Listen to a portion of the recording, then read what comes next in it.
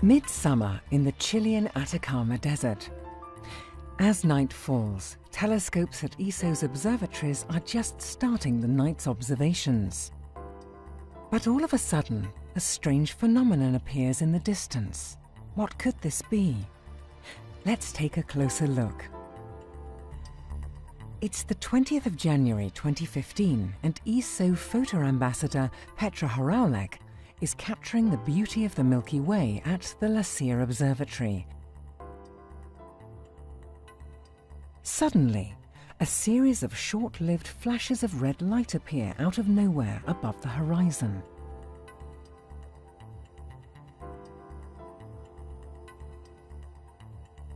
At the same time, almost 600 kilometers away from Lucia, a cluster of massive thunderstorms is raging over northern Argentina. Pointing his camera in the direction of the flashes, Petra photographs the very rare and peculiar features known as red sprites. This makes him one of a small group of people to successfully record them, and it's the first time that they have been captured from a major astronomical observatory. A week later, Petra travels further north to photograph the night skies above ESO's Paranal Observatory. Just a few hours before daybreak, he once again witnesses a flurry of these strange flashes over the Andes. From Petra's perspective, they appear to come from the direction of the rising galactic bulge of the Milky Way.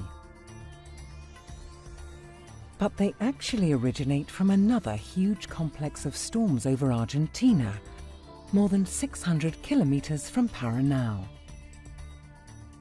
The storms are so strong that Petra can observe and document another display of their activity. High in the atmosphere, gravity waves are generated by these storms and form ripples in the greenish layer of airglow. But what are these curious airy spirits?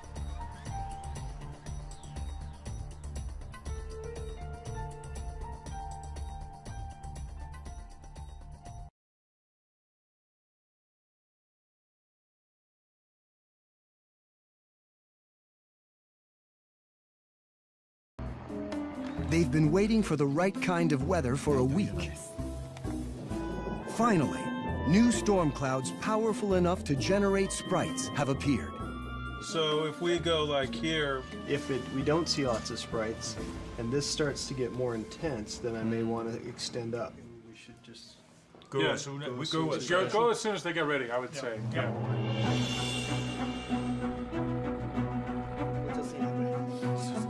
Both planes take off into a stormy sky.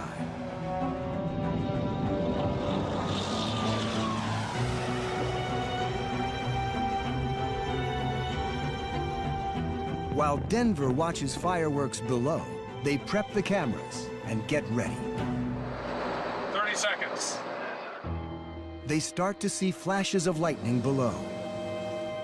On the ground, Yair and Lyons are trying to figure out the best way to position the planes. But then they would have to turn down, or do you want them to circumvent it? Well, can they punch through and come around the other bags? Go all the way and up to about 47 degrees and see if they can punch through it. The two thunderclouds shown in deep blue have collided, and major cloud development has begun. Yeah, maybe it's like... They send the coordinates of the strongest lightning to the team in the air. South of WPRT, and new coordinates are WPRT. North 38 degrees, 20 minutes. Outside, lightning flashes are everywhere. A monster cloud with a diameter of more than 300 miles is releasing electricity with frightening intensity. The scientists rush to position their gear. The frustration and anticipation of the previous week is getting to them, and tension in the cabin is high. Sprite! Wow!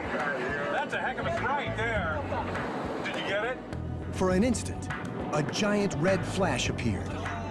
On replay, they can see beautiful shafts of light thrusting upwards towards space. The mysterious sprite in all its glory. Then, the sprites keep coming.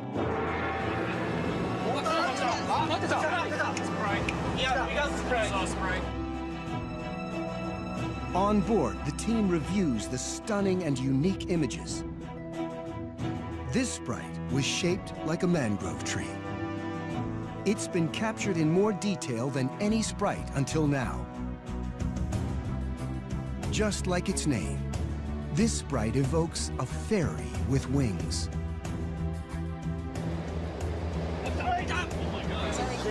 Yeah, very big jellyfish. It's pretty. Very pretty. It indeed looks like a jellyfish with many tentacles. Sprites of many different forms appear, one after another.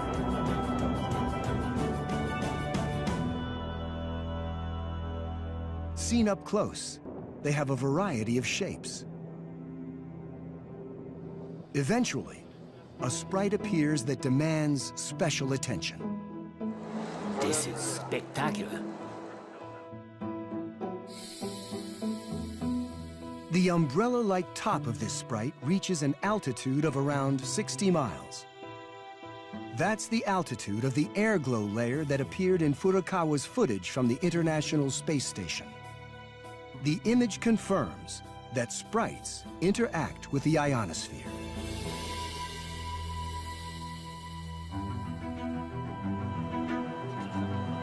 Now it's time for the high-speed camera. It's designed so that when a sprite is sighted and the button is released, the previous 3 seconds of footage will be saved.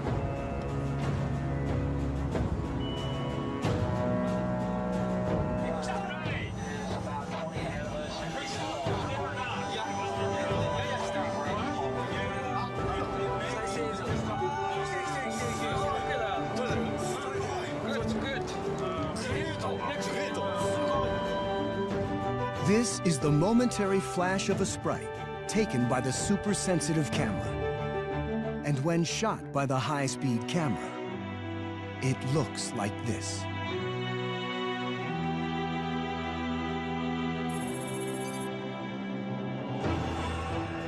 In just a few hundredths of a second, countless particles of light rain down. This is the first time a sprite's formation has ever been revealed in such detail.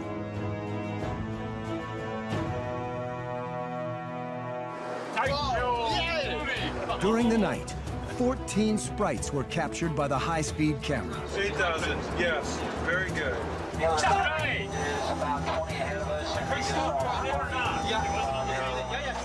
What else will the footage reveal?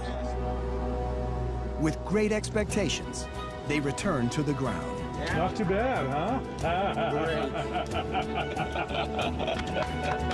That's amazing.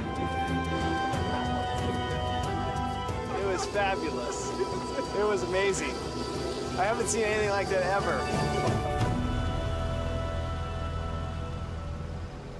The long night is over, but they know their work is just beginning. Back in Denver, the team gathers to make some scientific sense out of their spectacular sprite footage. The halo above and the elf below, and that's just because it's expanded out in front. Right. At first glance, this sprite may seem to burst up from the storm clouds towards space. But when seen by the high-speed camera, the movement looks completely different. Bursts of light appear out of the center, spreading both up and down. In fact, when examined in slow motion, it appears that sprite formation is more complicated than early reports had indicated. And what about this sprite shaped like angels' wings? With this one too, bursts of light suddenly appear out of darkness. They go down, and the next moment up, and then down again. They change their direction as they unfold. So what is really happening? Within the sprite, electrons are colliding with charged particles in the atmosphere, creating a pathway for the electrons to travel. Where they go depends on the concentration of electrons and the composition of the atmosphere.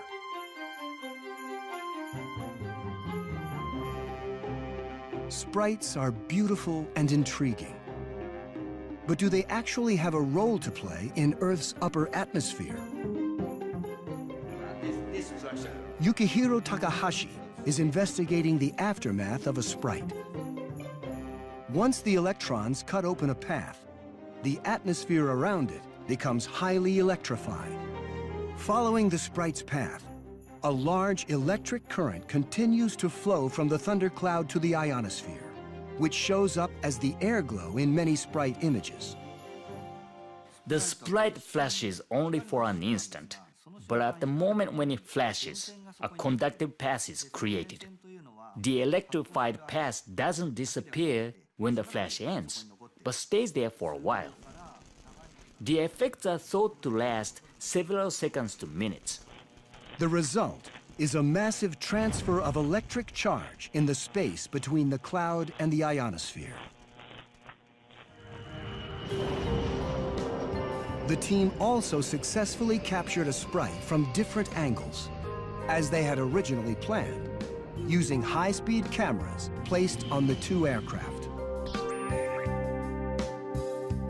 By combining the images from the two cameras, the three-dimensional structure of the sprite becomes apparent. A large number of electrons collide with the atmosphere, creating brilliant bursts of light and opening channels where the electrons can flow. Each sprite channel can be hundreds of yards wide. A sprite event is like a switch that turns on an electric current in the space between the Earth and the ionosphere. In fact, our planet is surrounded by electric current, from the surface to the edge of space. Like lightning, sprites help to complete a global circuit, allowing charge to flow continuously around the Earth. But sprites reach much farther than lightning. And unlike lightning, sprites can transfer charge into the ionosphere, to the edge of space. Not only that, but the bolts of lightning that create the sprites are so powerful that they literally reverberate around the world.